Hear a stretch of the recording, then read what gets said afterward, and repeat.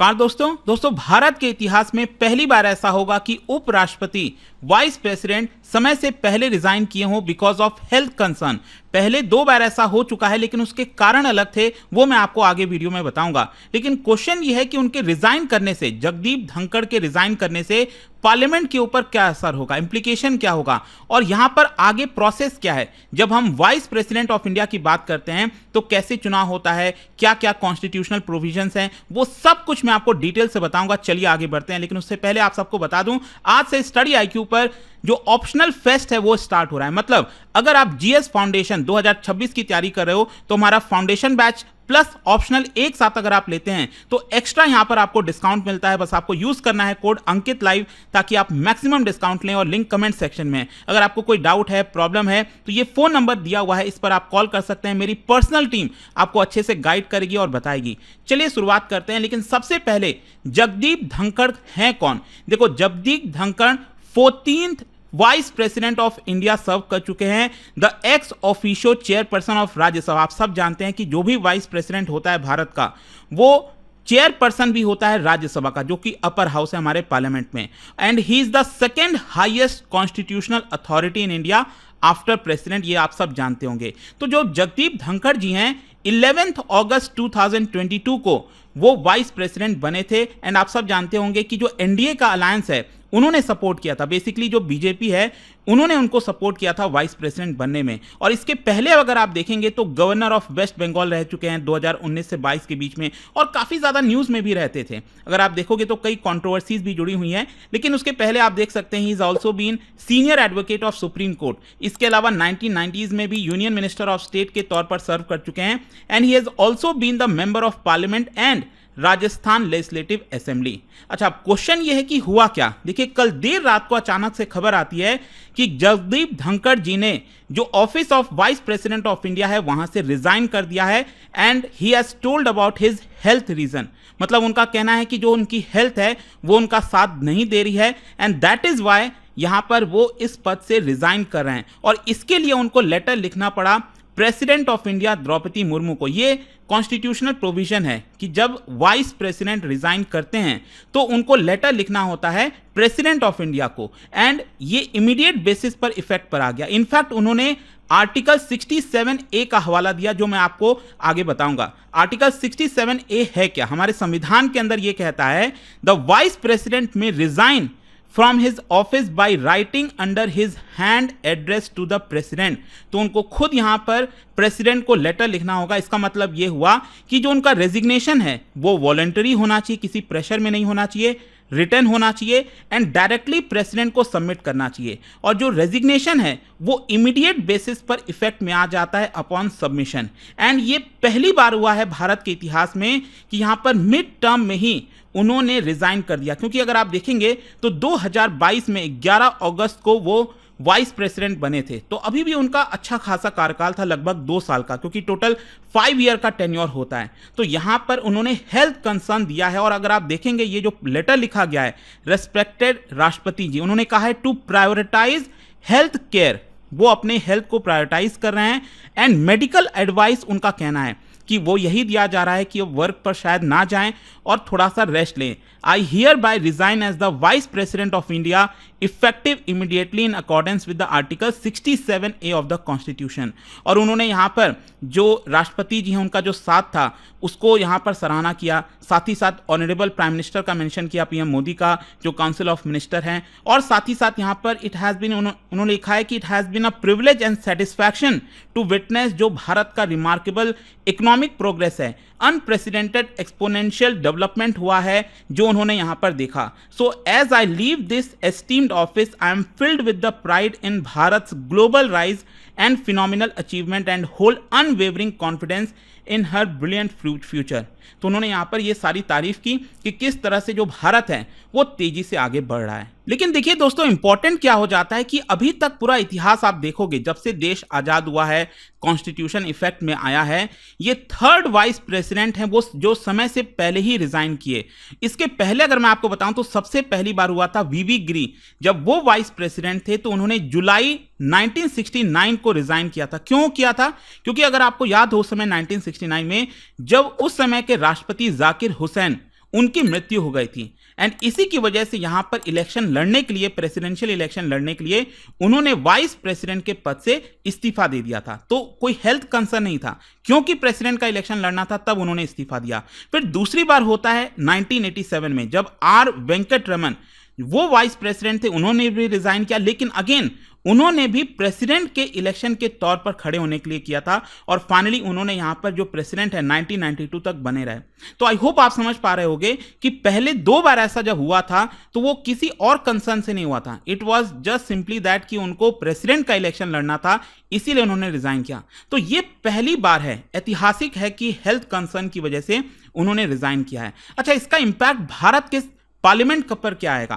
देखो, आप सब जानते हैं कि जो वाइस प्रेसिडेंट होते हैं जैसे जगदीप धनखड़ जी, वो ऑब्वियस सी बात है चेयरपर्सन भी थे राज्यसभा के, उनको सर्व करना होता है। तो उनके रेजिग्नेशन की वजह से यहां पर वाइस प्रेसिडेंट का पद तो खाली रहेगा, लेकिन साथ ही साथ यहां पर जो चेयरपर्सन का पद है वो भी अभी के लिए खाली रहेगा। और इसी की वजह से राज्यसभा में जो कंट्रोल करेंगे वो होंगे डेप्यूटी चेयरमैन, जो कि अभी मैं बता दूं हरिवंश नारायण सिंह जी हैं, एंड उनको टेम्पररी बेसिस पर सारी ड्यूटीज निभानी होंगी।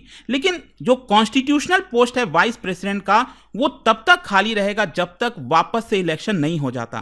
क्योंकि यहां पर बहुत से लोगों का यह प्रश्न होगा ना, फॉर एग्जांपल अगर मैं कहूं कि प्रेसिडेंट की अगर मृत्यु हो जाती है अचानक से, तो उस समय के लिए जो वाइस प्रेसिडेंट हैं वो एक प्रकार से ड्यूटी निभा सकते हैं प्रेसिडेंट का। लेकिन अगर वाइस प्रेसिडेंट रिजाइन कर देते हैं तो उस केस में क्या होता है? क्या कोई और है जो वाइस प्रेसिडेंट की ड्यूटीज निभाता है? एक्चुअली संविधान के अंदर ऐसा कुछ भी स्पेसिफाई नहीं किया गया है कि अगर वाइस प्रेसिडेंट ऑफ इंडिया की वैकेंसी होती है पोस्ट की तो उस केस में क्या होता है। एंड यहां पर बस यही लिखा गया है कि जो रोल है एज अ चेयरपर्सन राज्यसभा के अंदर, क्योंकि राज्यसभा तो चलना ही है, और आपको पता है कि कल ही यहां पर पार्लियामेंट जो है मॉनसून सेशन का स्टार्ट हुआ था और तभी कल अचानक से रात को खबर आ जाती है। तो यहां पर क्या है कि जो डेप्यूटी चेयरमैन है जैसे कि भी हरिवंश नारायण सिंह, वो एक प्रकार से रोल निभाएंगे। तो ये चीज आपको ध्यान होना चाहिए कि कॉन्स्टिट्यूशनल पर्सपेक्टिव से क्या क्या है। अच्छा, अब क्वेश्चन ये है कि व्हाट नेक्स्ट। तो यहां पर ऑब्वियस सी बात है कि इलेक्शन कराया जाएगा, कब होगा, कैसे होगा? देखो, as per representations of people act 1951 संविधान में यह कहा गया है कि election must be held within 6 months to fill the vacancy. तो अगले 6 महीने के अंदर अंदर इलेक्शन होगा और बहुत जल्द हो सकता है कि इलेक्शन कमीशन ऑफ इंडिया जो पूरा स्केड्यूल है वाइस प्रेसिडेंट के चुनाव का वो यहां पर निकाल दें। अच्छा, क्वेश्चन यह है कि कौन कौन पार्टिसिपेट करता है? देखो, जो नॉर्मल पब्लिक है, हम और आप लोग, वो इस इलेक्शन में पार्टिसिपेट नहीं करते हैं क्योंकि ये इनडायरेक्ट इलेक्शन होता है। जो वाइस प्रेसिडेंट का इलेक्शन है वो इलेक्टोरल कॉलेज कंसिस्ट करता है। जैसे आप देख सकते हो यहां पर जितने भी इलेक्टेड और नॉमिनेटेड मेंबर्स हैं लोकसभा और राज्यसभा के, इसको ध्यान से समझिएगा, क्योंकि प्रेसिडेंट के केस में क्या होता है, प्रेसिडेंट के केस में आप सब जानते होंगे कि जो स्टेट लेजिस्लेटिव असेंबली है, हमारे देश में जितने भी राज्य हैं उनकी जो लेजिस्लेटिव असेंबली है उनके मेंबर्स भी पार्टिसिपेट करते हैं। लेकिन वाइस प्रेसिडेंट के इलेक्शन के समय यहां पर सिर्फ जो लोकसभा और राज्यसभा के इलेक्टेड और नॉमिनेटेड मेंबर्स हैं वही यहां पर वोट डालते हैं और उसके आधार पर तय होता है कि कौन यहां पर वाइस प्रेसिडेंट बनेगा। अच्छा, एलिजिबिलिटी क्राइटेरिया क्या है वाइस प्रेसिडेंट बनने के लिए? आप देख सकते हो, एक तो सिटीजन ऑफ इंडिया होना चाहिए, दूसरा कम से कम जो उम्र है वो 35 ईयर्स की होनी चाहिए, एंड ही और she must be qualified to be a Rajya Sabha member, and he और she must not hold any office of profit. ये 4 कंडीशन है जिसके तर्ज पर यहां पर क्राइटेरिया है, एलिजिबिलिटी क्राइटेरिया है वाइस प्रेसिडेंट की।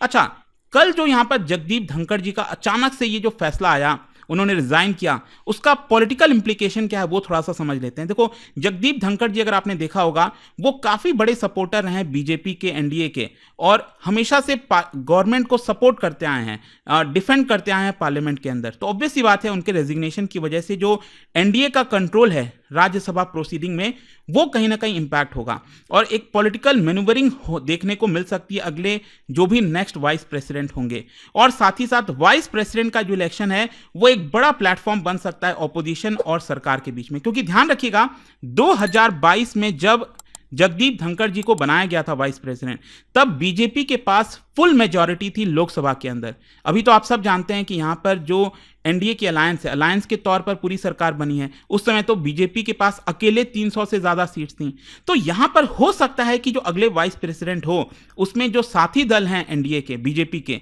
तो वो यहां पर प्रेशर डाल सकते हैं कि उनके रीजनल लीडर्स बनने चाहिए, कोई टेक्नोक्रेट बनना चाहिए जो थोड़ा सा और ज्यादा न्यूट्रल हो। तो वो थोड़ा सा देखने वाली बात होगी। तो ये बहुत इंपॉर्टेंट है और अल्टीमेटली आप में से जितने भी यूपीएससी के एस्पिरेंट्स हैं ये ध्यान रखिएगा, क्योंकि एक बहुत बड़ा इवेंट है, काफी रेयर इवेंट है। तो ये सारे टॉपिक्स को कवर कर लेना, क्योंकि ये polity, governance, current affairs, mains GS paper 2 के अंदर आता है। और साथ ही साथ यहाँ पर powers and responsibilities of vice president, section 67, 66, और इसके अलावा Rajya Sabha procedures, difference between president and vice president election, ये सब कुछ पढ़ लेना बहुत इंपॉर्टेंट होगा। तो ये पूरा वीडियो था दोस्तों। आई होप कि यहाँ पर आपको डिटेल से एक एक चीज समझ में आई होगी। और जाने से पहले एक बहुत ही इंटरेस्टिंग क्वेश्चन, क्या बता सकते हो यहां पर जो 3 स्टेटमेंट दिया गया है वाइस प्रेसिडेंट के रिमूवल से रिलेटेड, कौन कौन सा स्टेटमेंट ट्रू है आपको बताना है। और इसका जो राइट आंसर है आप सब जानते हैं, मेरे इंस्टाग्राम पर तो मिलेगा ही, वहां पर अगर आप नहीं हो कोई बात नहीं, टेलीग्राम से ले सकते हैं इसका सही उत्तर। और दोस्तों जैसा मैंने आपको बताया, अगर आप यूपीएससी की तैयारी कर रहे हैं तो ये आपके पास बड़ा मौका है, क्योंकि 24 जुलाई तक अगर आप हमारे फाउंडेशन बैच और ऑप्शनल के बैच साथ में लेते हैं तो सिंपली आप वेबसाइट पर जा सकते हैं, दोनों को सिलेक्ट कर सकते हैं और पूरा का पूरा जो प्राइस है वो आपको काफी कम हो जाएगा। अगर आपको कोई प्रॉब्लम आ रही है, दिक्कत आ रही है, ये फोन नंबर दिया हुआ है, इस पर आप सिंपली कॉल कर लीजिए। यहां पर मेरी पर्सनल टीम है जो आपको अच्छे से हेल्प कर देगी। आपको यूज करना है कोड अंकित लाइव, ताकि आप मैक्सिमम डिस्काउंट ले सकें। दोस्तों स्टडी IQ IAS लेकर आया है एक जबरदस्त P2I कॉम्बो ऑफर, जिसमें आपको मिलेगा फाउंडेशन प्लस ऑप्शनल सब्जेक्ट की पूरी तैयारी एक ही जगह। इस एक्सक्लूसिव ऑफर में मिल रहा है इंडिया के टॉप एजुकेटर्स से live classes, 1-on-1 personalised mentorship, GS के लिए प्रीलिम्स एंड मेंस का रेसिडेंशियल प्रोग्राम और कई एक्साइटिंग रिवॉर्ड्स, जैसे प्रीलिम्स क्रैक करने पर पूरा फीस रिफंड। यह धमाकेदार ऑफर सिर्फ 22nd, 23rd एंड 24th के लिए वैलिड है और इस कॉम्बो का प्राइस रखा गया है सिर्फ 43,999। ये कोर्स स्पेसिफिकली उन एस्पिरेंट्स के लिए डिजाइन किया गया है जो 2026 में यूपीएससी देना चाहते हैं लेकिन अब तक शुरुआत नहीं कर पाए या उन्हें सही डायरेक्शन की जरूरत है। तो तुरंत डाउनलोड करो स्टडी IQ ऐप या विजिट करो वेबसाइट, सर्च करो P2I foundation Pratigya batch, add करो अपना optional subject and click buy now और अप्लाई करो code Ankit live for maximum discount. अभी भी अगर आपको कोई डाउट हो तो इस नंबर पर कॉल करिए 0924002293। मेरी पर्सनल टीम आपको हेल्प करेगी। यह सिर्फ एक कोर्स नहीं, यह है आपके IAS सपने का असली launch pad. Start your UPSC journey strong, smart and unstoppable. Study IQ IAS, आपका सिलेक्शन हमारा मिशन।